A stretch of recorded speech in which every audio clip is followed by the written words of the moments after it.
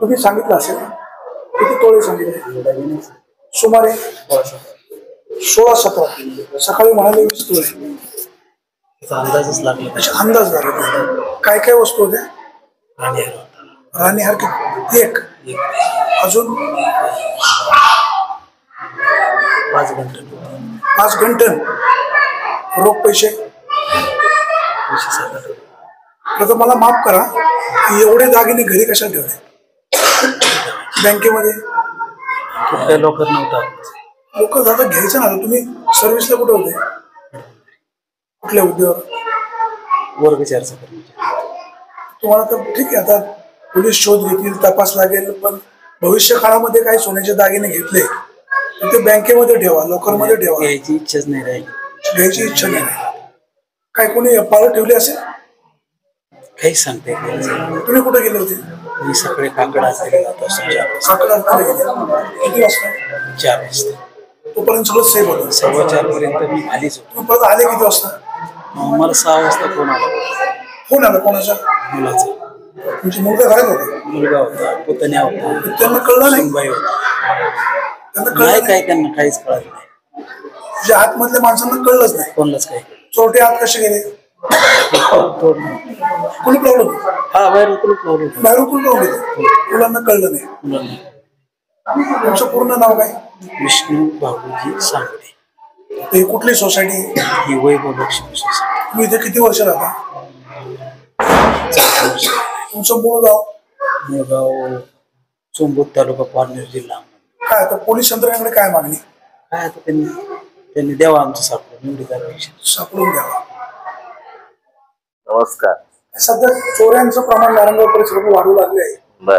काय म्हणजे आता त्याच्यामध्ये कसं आहे, ते प्रमाण तर वाढलंय, पण प्रत्येक सोसायटीने त्याची सिक्युरिटी पाळणे महत्वाचं झालंय.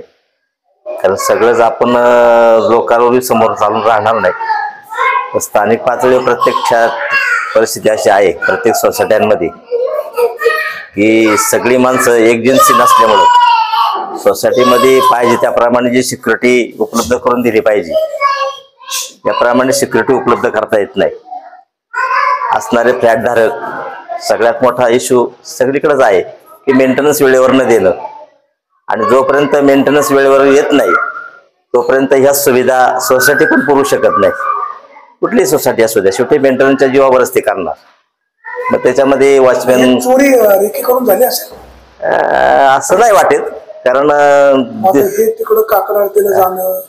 आता ते थोडं वाटतंय की आता नेमके त्यांचंच कसं काय पटलं ते हाय भाग आहे त्याच्यामध्ये. त्याच्यामुळे ते म्हणतात तसं असू शकतं ते, पण त्यात आपण कसं कोणाचं बोलू शकत नाही. महसूल चांगल्या पदावर काम केलेलं आहे, एवढं सोनं घरात ठेवणं रिस्क नाही. रिस्कच आहे आणि बेजबाबदारपणा आहे तो. असं नसावंच कधी, कारण अंगावर असणारं सोनं सुद्धा सांभाळणं अवघड आहे. रस्त्याने जाताना मुश्किल आहे आता सध्या.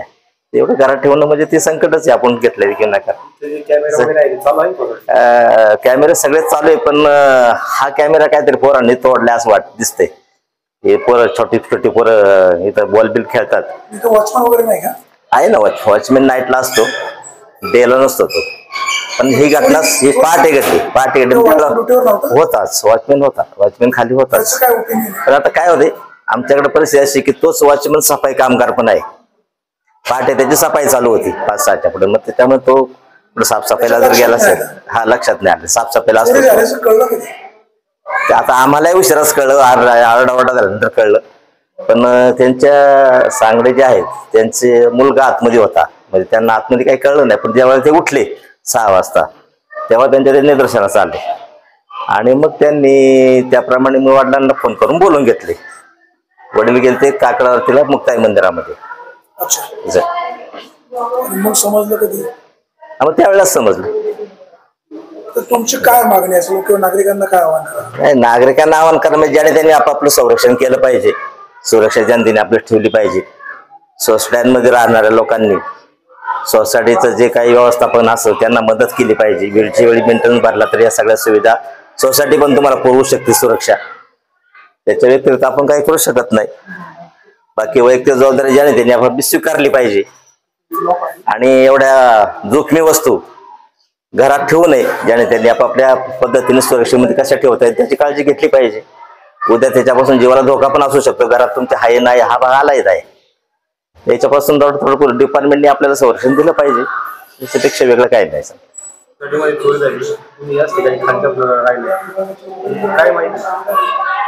आज सकाळी सुमारे 4 ते 6च्या दरम्यान घडलेला प्रसंग आहे. ज्यावेळी काकडा आरतीला त्या घरातले दोघं नवरा बायको गेले होते.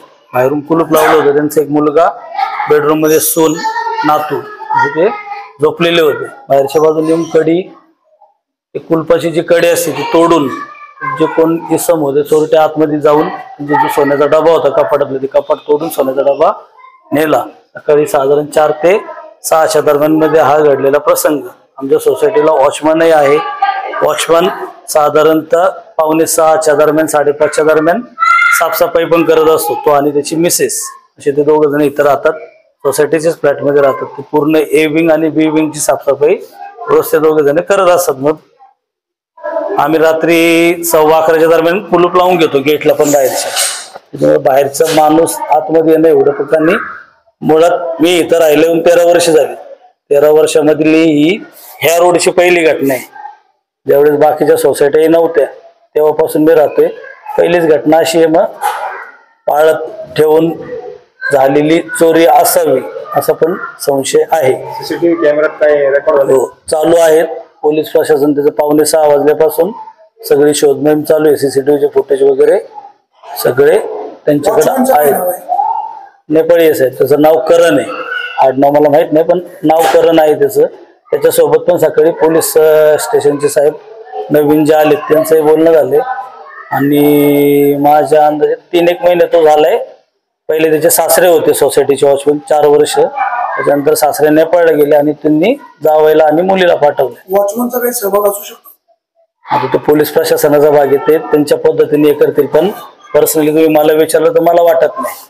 कारण किती रुपयांचे किंवा काय काय चोरी झाले काय ते मला अंदाज त्याचा कारण त्यांच्या फॅमिलीतला विषय किती गेलं काय ते नाही आपल्याला आयडिया त्याची. आणि राहतो प्रश्न सिक्युरिटीचा.